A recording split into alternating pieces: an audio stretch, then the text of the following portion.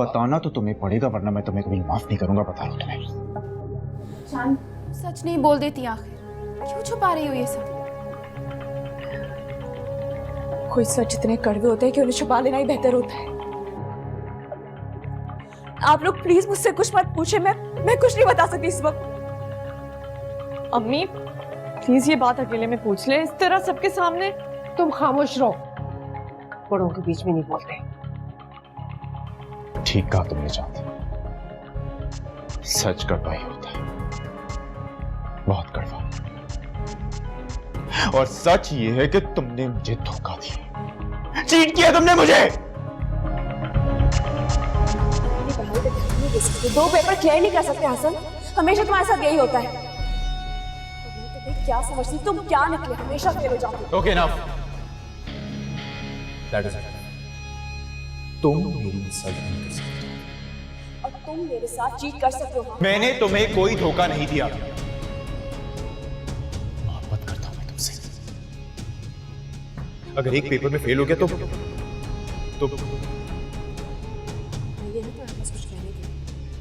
नहीं है ना तो आप कुछ कहने के लिए Hasan?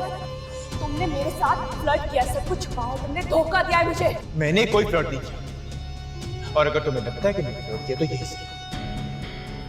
And you should not be marrying flirt. तुम्हें फ्लर्ट आदमी के साथ शादी करने की कोई जरूरत नहीं। सब मैंने आपको कोई धोखा नहीं दिया, और अगर आप कुछ पे यकीन नहीं करना तो मत करें। अगर मैं यकीन दिलाने के लिए और कुछ नहीं कर सकती, मैं कुछ नहीं बोल सकती। बेटा रुक जाओ, जान ऐसी लड़की नहीं है, मैं खुद उससे अकेले में बात करूंगी, लेकिन इससे पहले तुमने कोई गलत कदम नहीं उठाया।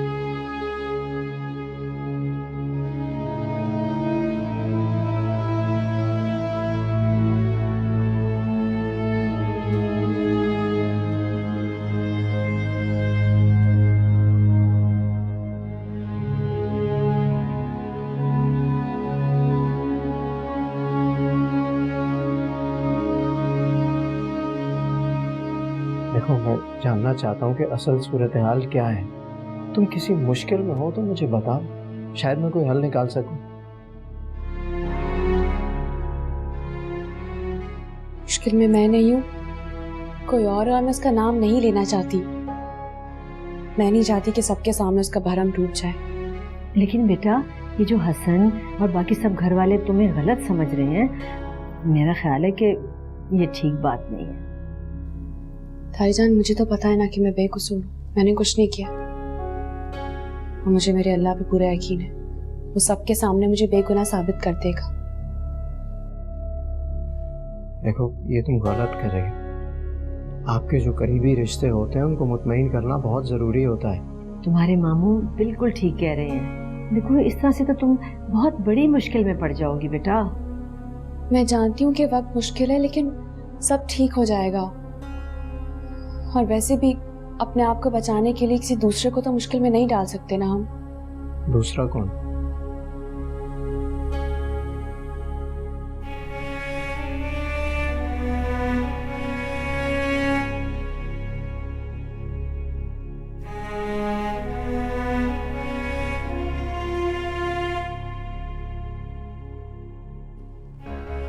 इसके पास बोलने के लिए कुछ नहीं, और मैं इतना बेगैरत नहीं हूं कि सब कुछ जान के भी इसे कबूल कर। बस कर दो हसन, मुझे तो लगता है कि तुम चांद से जान छुड़ाने के लिए झूठ बोल रहे हो। हसन बेटा, तुम क्या बात कर रहे हो? कम से कम मुझे तुमसे इस किस्म की अहमकाना बात करने की उम्मीद नहीं थी। डैड, मैं बेगैरत कहलाने से अहमक कहलाने को तरजीह दूंगा।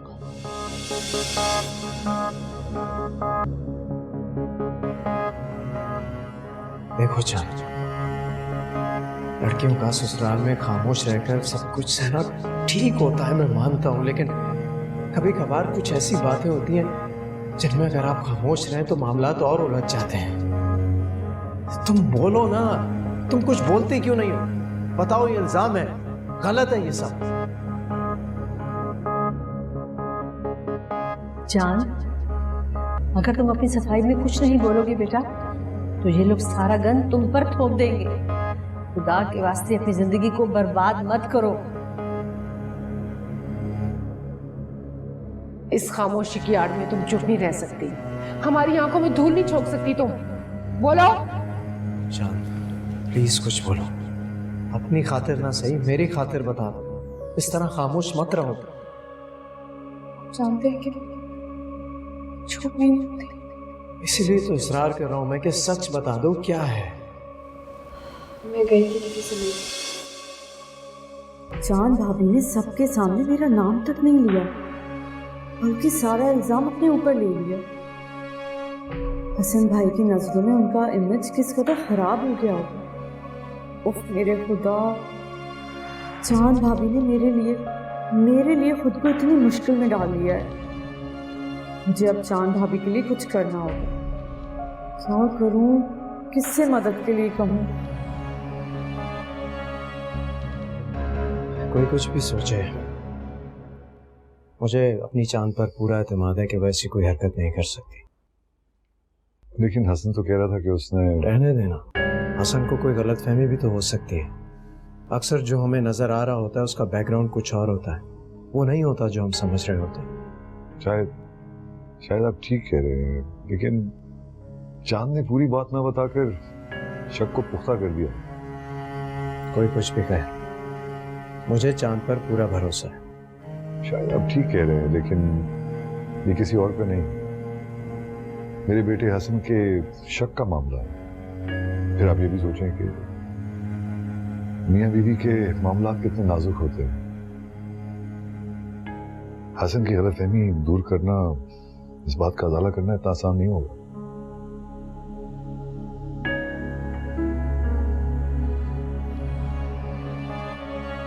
अभी अब आप क्या करेंगी? हसन भाई की गलतफहमी कैसे दूर करेंगी? मैं कुछ नहीं करूंगी, अल्लाह ताला सब कुछ ठीक कर देंगे। लेकिन भाभी सब लोग तो नहीं जानते ना कि अल्लाह तो जानता है ना कि मैं बेगुनाह हूँ, मेरा कोई कसूर नहीं है। वो ही मेरी बेगुनाही साबित करेगा। भाभी आप इन हालात में भी इतनी रिलैक्स कैसे रह सकती हैं? क्योंकि मुझे अल्लाह ताला पे भरोसा है, वो है ना मेरे साथ। नमाज पढ़ लूं?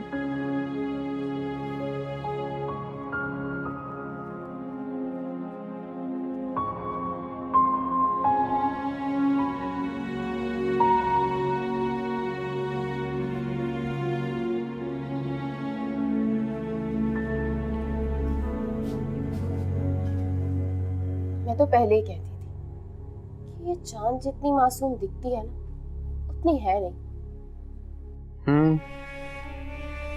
ये तो है।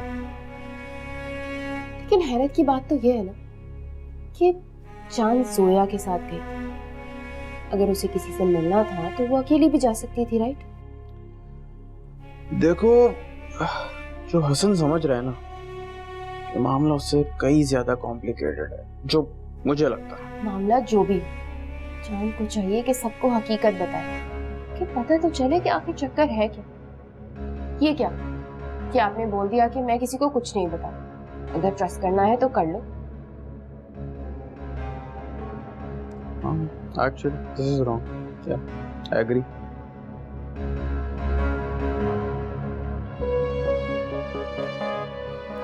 आप मेरी बात माने या ना माने, दाल में जरूर काला है, वरना यूं काम सब छोड़ के इस तरह शॉपिंग पे कौन जाता है? मगर तुमने तो मुझसे ये कहा था कि जोया ने तुमको बताया कि वो चांद के साथ जा रही है शॉपिंग के लिए। हाँ, जोया ने तो यही कहा था। हाँ, तो इस मामले को उलझाने की क्या जरूरत है? तुम जोया से पूछो ना, बल्कि जोया को बुलाओ, मैं खुद पूछता हूँ क्या मामला है। नहीं, आप रहने दे, मैं खुद पूछ लूंगी। क्यों ना पूछूं मैं? अरे भाई, मेरी घर की इज्जत का सवाल है। अच्छा, आप रहने देना, अच्छा नहीं लगता, मैं खुद जोया से पूछ लूंगी। अच्छा जाओ, अभी मालूम करो उससे। अच्छा ठीक। देखो क्या मामला, दिमाग खराब कर दिया है।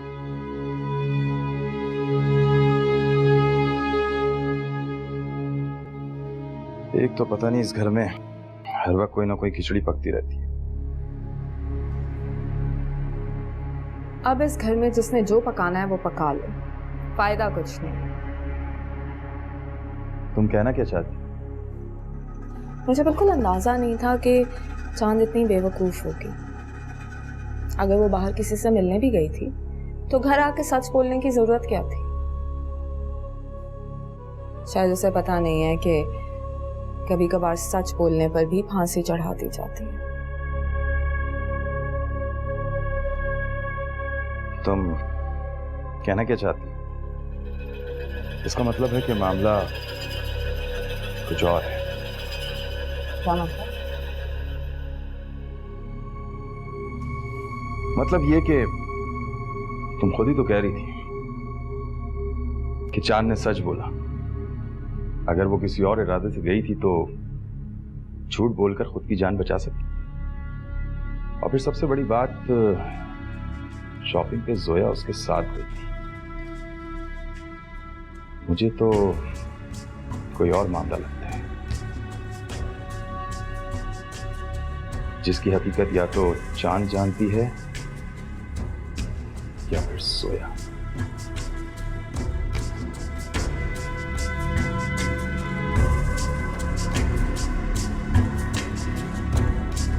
सोया।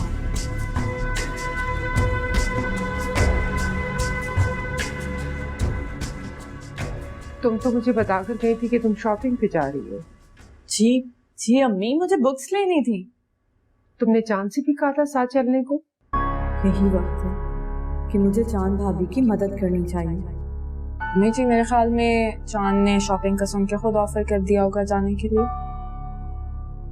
नहीं सोनिया भाभी, मैंने उन्हें कहा था, बल्कि वो तो मना कर रही थी कि उन्हें इफ्तारी बनानी है। मैं ही उन्हें जबरदस्ती ले गई। तो फिर ये हसन अलग से कहानी क्यों सुना रहा है? वहां कुछ हुआ था? मुझे नहीं पता हसन भाई ने क्या कहानी बताई है। मैंने तो उन्हें देखा भी नहीं था, मगर इतना जरूर हुआ था, हम जैसे ही वहां पहुंचे थे मुझे याद आया मैं अपना बैग गाड़ी में भूल आई, बस वही लेने वापस गई थी। और जब तुम वापस गई तो सारी सिचुएशन बदली हुई थी। वाह, अफान का तारुफ करवाने का क्या अच्छा मौका मिला। मैं तो पहले ही कहती थी कि ये चांद एक ना एक दिन कोई चांद जरूर चढ़ाएगी। मगर मैं तो 2 मिनट में ही वापस आ गई थी। जब मैं वापस आई तो मैंने देखा भाभी किसी लड़के के साथ खड़ी है। भाभी ने मुझे देख के उसका तारुफ भी करवाया कि वो उनके किसी दोस्त का कजन या भाई है, अफान नाम था। भाभी ने मेरा भी तारुफ करवाया कि मैं उनकी इकलौती नंद जोया हूँ। तो फिर चांद ने यहाँ क्यों झूठ बोला कि वो किसी से मिलने जा रही है?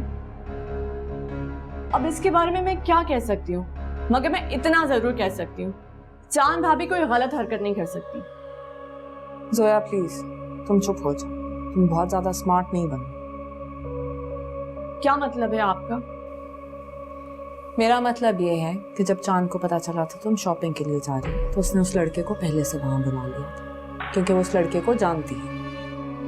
और चूंकि इत्तेफाक से तुम भी वहां पर मौजूद थी, इसलिए तुम्हारा भी इंट्रोडक्शन करा दिया, बस।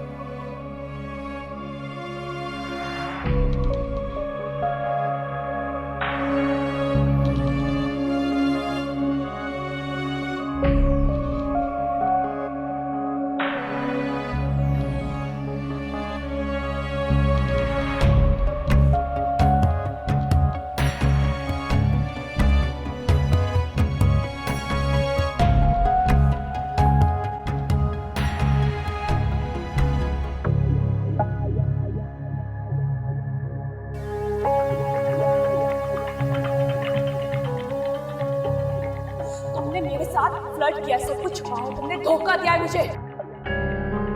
तुमने जानबूझ के मेरी प्रेजेंटेशन डिलीट की ताकि मैं डैड की नजरों में गिर जाऊं। हसन, अगर मुझे ऐसा करना होता तो मेहनत क्यों करती फाइल कवर करने के लिए? सिर्फ इसीलिए कि तुम डैड की नजरों में अच्छी बन जाओ। कुछ जो समझते ना समझते रहे, मुझे कोई फर्क नहीं पड़ता। मुझे आपको कोई सफाई नहीं देनी है।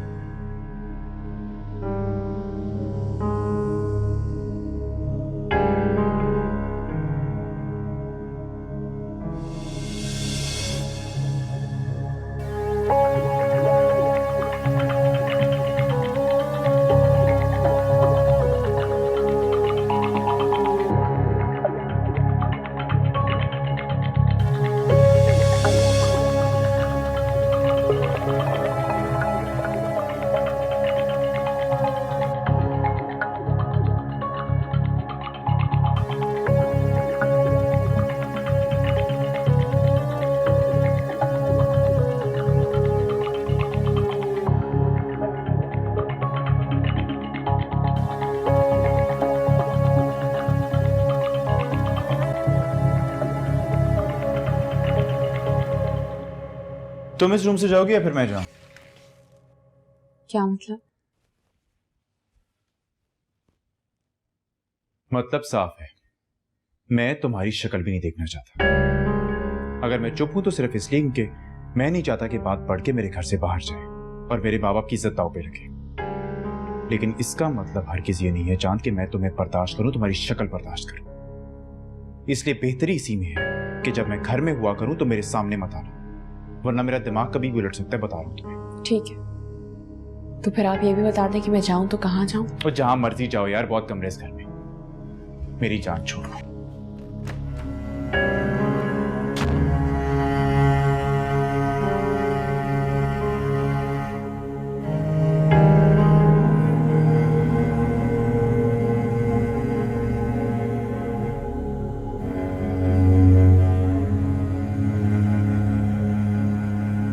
तुम नहीं समझ रहे अफान, यहाँ बहुत बड़ी गड़बड़ हो गई है। क्या मतलब? कैसी गड़बड़ हो गई यार? जोया 2 मिनट के लिए तो मिले हैं हम यार, और तुम्हारी भाभी भी वहां मौजूद थी, तो उन 2 मिनटों में कौन सा फसाद खड़ा हो गया? जब तुम चांद भाभी से बात कर रहे थे तो हसन भाई ने तुम दोनों को एक साथ देख लिया था। तो बड़ी गड़बड़ हो गई। और अब हसन भाई को लग रहा है कि चांद भाभी तुमसे मिलने गई थी। यार अपने घर वालों को हकीकत बताओ ना तुम, कि मेरा कोई ताल्लुक नहीं है चांद से। ये तो प्रॉब्लम है, मैं उन्हें कैसे बताऊं कि मैं तुमसे मिलने गई थी। और अब चांद भाभी मुझे बचाने के लिए सारा इल्जाम अपने ऊपर ले रही हैं।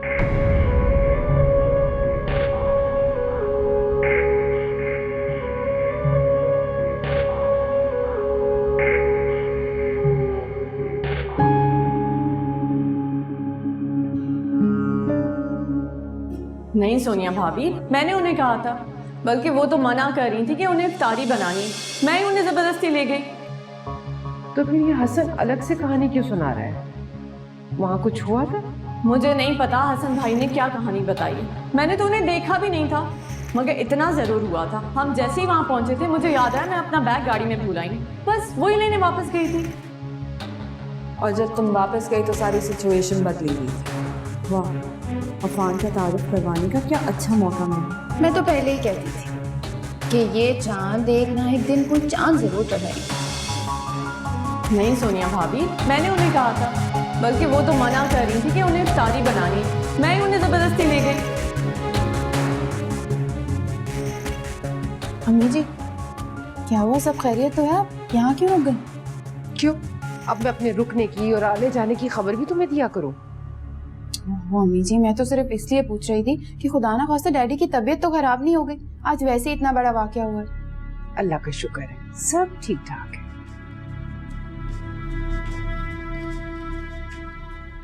लोगों की बातें रिकॉर्ड करने का डिपार्टमेंट मेरे पास है अम्मी जी, आप मुझे बाईपास करने की कोशिश न करें।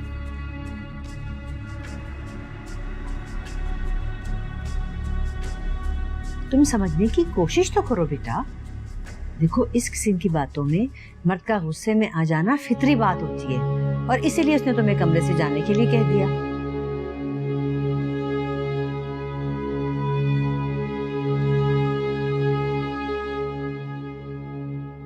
ताई जान, मर्द को इतना तो पता होना चाहिए ना कि उसकी बीवी उसके साथ बेवफा है कि नहीं।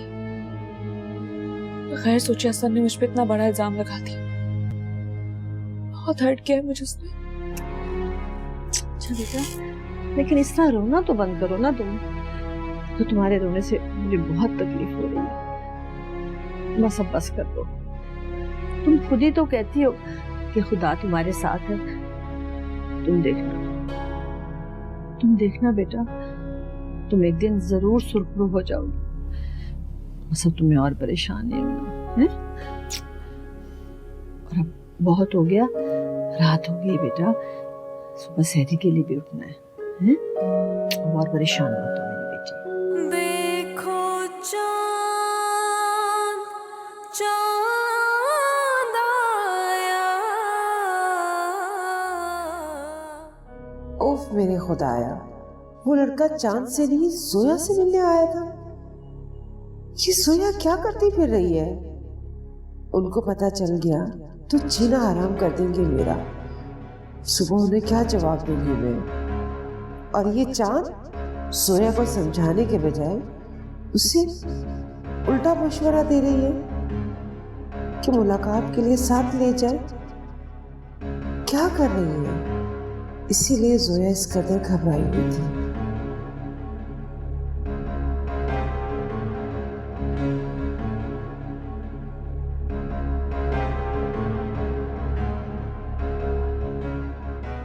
लेकिन अगर ऐसा है तो चांद को अपने ऊपर इल्जाम लेने की क्या जरूरत थी? सारे घर के सामने बदनामी मोल लेने से क्या हासिल हुआ चांद को? उसने ऐसा क्यों किया? क्यों? तुम कुछ भी कहो फरजाना, चांद ने उस वक्त जोया का नाम ना लेकर बहुत बड़ा एहसान किया है जोया पर, मुझ पर, बल्कि हम सब पर।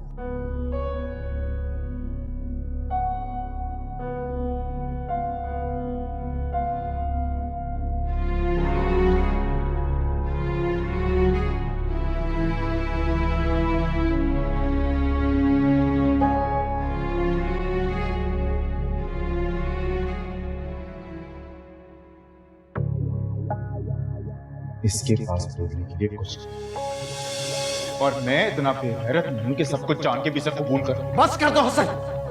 मुझे तो लगता है कि तुम चांद से जान छुड़ाने के लिए झूठ बोल रहे हो। हसन बेटा, तुम क्या बात कर रहे हो? कम से कम मुझे तुमसे इस किस्म की अहमकाना बात करने की उम्मीद नहीं थी। मैं बेगैरत कहलाने से अहमक कहलाने को तरजीह दूंगा।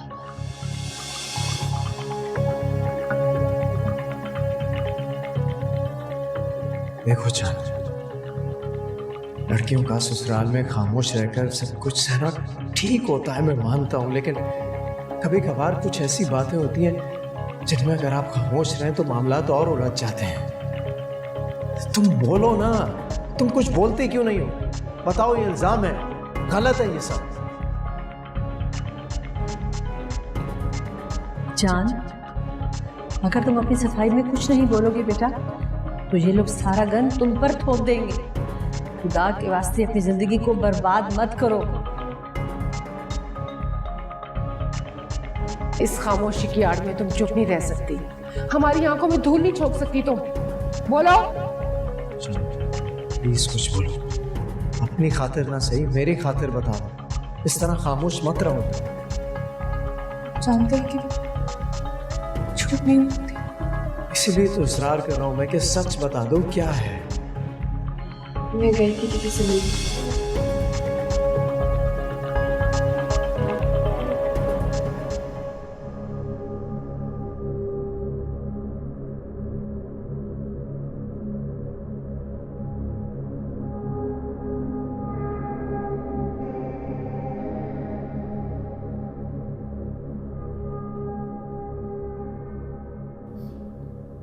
ठीक ही कहते हैं, हर चमकने वाली चीज सोना नहीं होती। कितना बेवकूफ था मैं, शराब के पीछे भागता रहा।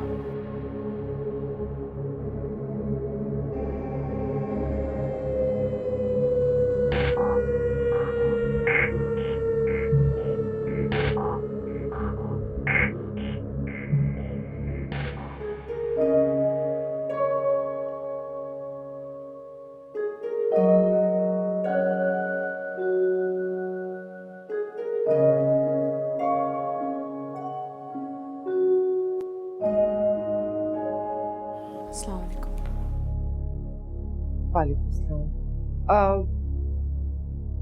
हसन नाश्ता नहीं करके गया?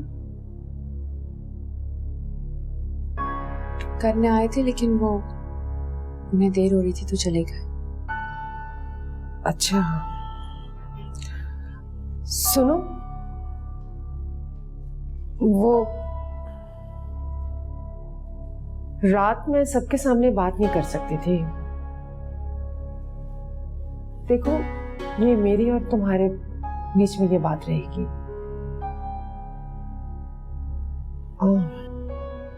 वो लड़का कौन था?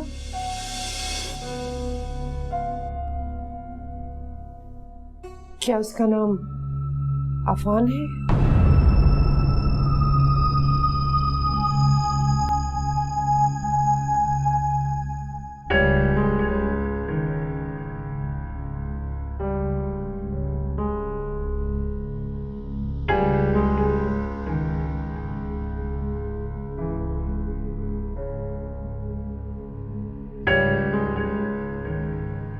इसका मतलब है रात मैंने जो कुछ सुना ठीक ही था। लेकिन ये क्यों जोया का इतना फेवर कर रही है? इसका मतलब तो यही है कि ये जोया का भला चाहती है, वरना उसके लिए क्या मुश्किल था? खट से कह देती कि वो लड़का मेरा नहीं जोया का दोस्त था। जोया? हाँ, जरा उससे तो पूछूं।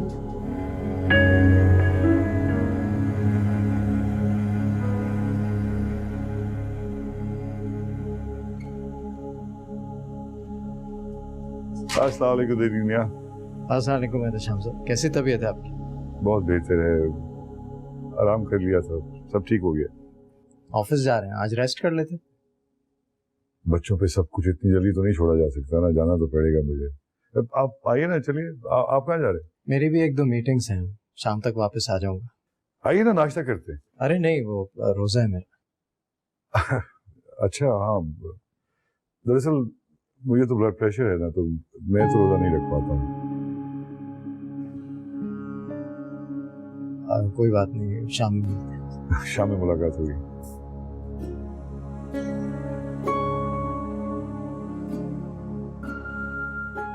शर्म आनी चाहिए मुझे। ये देखो ना, कल इतने लंबे सफर से वापस आया है, फिर भी रोजे रख रहा है और दुनिया की भागदौड़ में भी हिस्सा ले रहा है। और एक हम है, जरा जरा सी बीमारी से डरकर रोजे छोड़ देते हैं। बहुत अफसोस की बात है।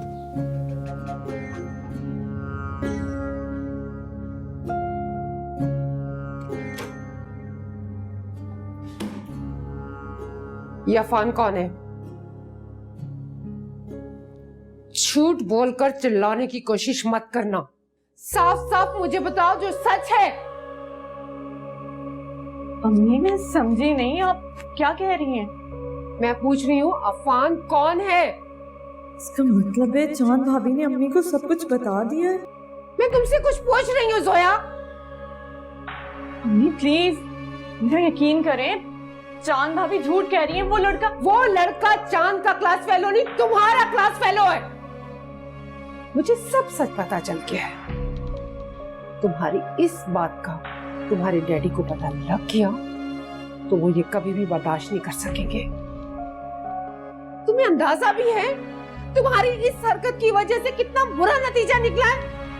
हसन के दिल में चांद के लिए गलतफहमी पैदा हो गई है। मेरे खुदाया, मेरी तो समझ में नहीं आ रहा मैं उसे कैसे समझाऊं, कैसे बताऊं। बहुत बुरा किया तुमने।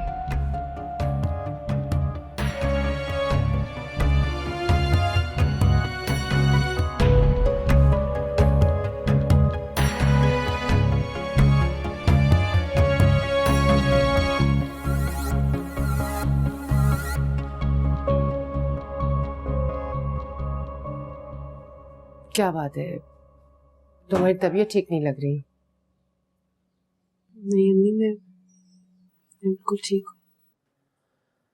हाँ, रात की टेंशन की वजह से नींद किसी आई होगी और ऊपर से तुमने रोजा भी रख लिया। तुम ऐसा करो, जाके आराम कर लो। जी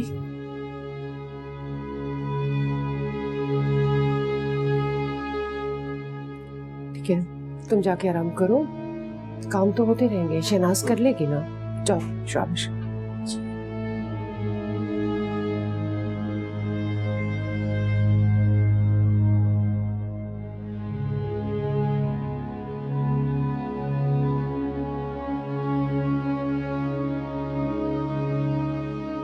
रात से मेरा दिल इतना घबरा रहा था चांद कि क्या बताऊं, बस तुम्हारी फिक्र लगी हुई थी। अम्मी आप खामखा इतना बयान करिए, मैं कह रही हूँ ना बिल्कुल ठीक हूँ, कुछ नहीं हुआ है मुझे। अल्लाह तुम्हें बहुत खुश रखे चांद। बेटा मेरा तो यहाँ दिल ही नहीं लग रहा। सोच रही थी कि फौरन घर वापस चली जाऊं, लेकिन तुम्हारे अब्बू की तबीयत ठीक नहीं है। क्या हुआ अब्बू को? आपने मुझे पहले क्यों नहीं बताया? बस बेटा अब ये दिल के मर्ज में ऊंच नीच तो लगी रहती है ना। फिलहाल तो डॉक्टर ने उन्हें आराम करने के लिए कहा है। कहाँ है अब्बू? बात कराएं जरा मेरी उनसे। बेटा अभी तो सो रहे हैं, उठेंगे तो तुम्हें फोन करवा दूंगी। बस मैं तो सोच रही हूँ कि उनकी तबीयत ठीक हो तो फौरन वापसी का टिकट करवाऊं। ठीक है, मगर इतनी जल्दी नहीं करें, जब तक डॉक्टर्स परमिशन ना दें आप उनको लेके नहीं आइएगा। ख्याल रखिए उनका। हाँ, ये भी ठीक कह रही हो बेटा तुम। चलिए मैं आपसे बाद में बात करती हूँ। खुदा हाफिज़।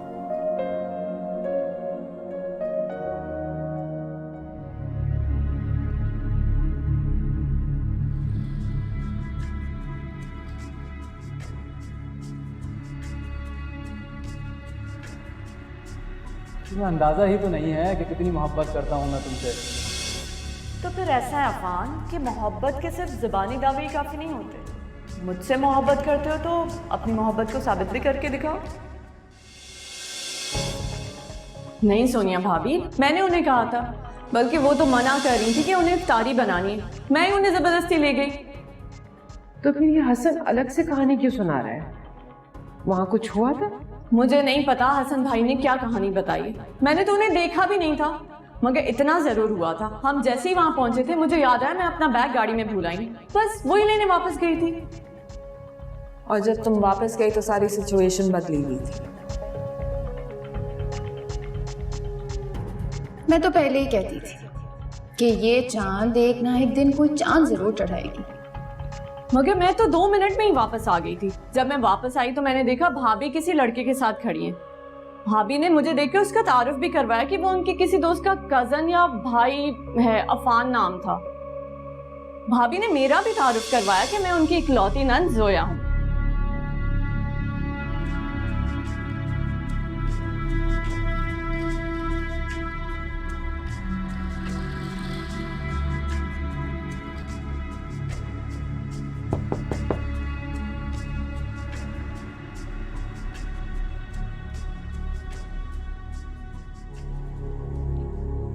तुम यहाँ सोचती रहना, और नीचे सारी कहानी बदल चुकी है। क्यों? क्या हुआ है सोनिया भाभी? वो हुआ है जिसे होना नहीं चाहिए था। क्यों सस्पेंस फैला रही है सोनिया भाभी? ऐसा क्या है जो नहीं होना चाहिए था और हो गया? मुझे बताइए। ताई अम्मी और डैड पहले ही चांद के गुन गाते थे, फिर जोया उसकी तरफ हुई, और अब हद ये है कि अम्मी जी भी उसका ख्याल रखती हैं। कि वाकई नहीं होना चाहिए था। होना नहीं चाहिए था, लेकिन हो चुका है। अम्मी जी अब उसका वैसे ख्याल रखती हैं जैसा उन्होंने कभी मेरा भी नहीं रखा। और इस मोहब्बत का अमली मुजाहिरा मैं नीचे किचन से देख के आ रही हूँ। लेकिन मैंने तो समझा था कि हसन रात ही को चांद को घर से निकाल देगा। समिया, तुम भूल रही हो कि अब इस घर में चांद के बहुत सारे हिमायतदार हैं। बेहतर यह है कि तुम कुछ सोच के रखो।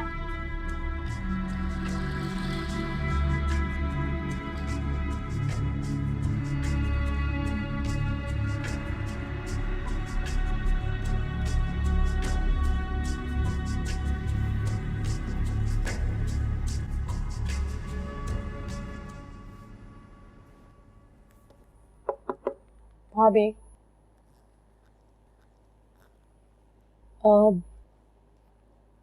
हसन भाई की गलतफहमी दूर हुई? हो जाएगी, देखना सब बिल्कुल ठीक हो जाएगा।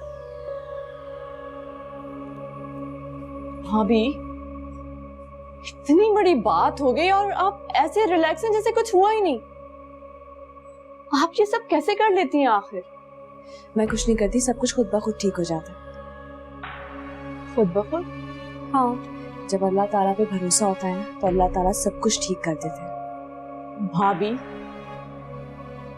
अफान आपको कैसा लगा?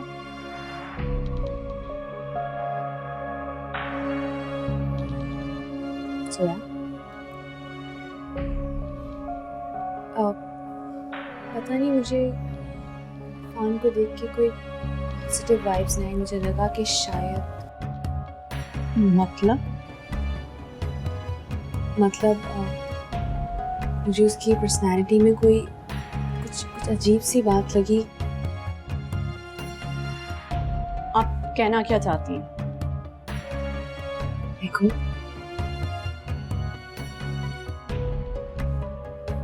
मेरी बात का गलत मतलब नहीं समझो।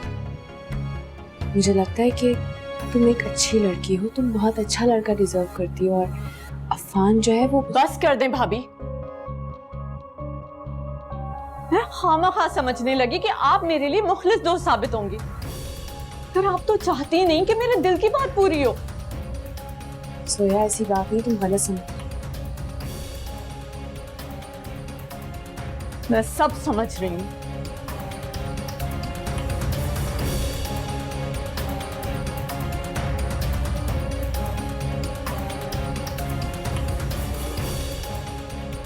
खुद तो आपने हसन भाई से अफेयर भी चलाया, मोहब्बत भी की और पसंद की शादी भी कर ली, मगर मेरे लिए आपके पास सिर्फ नसीहतें और लॉजिक है।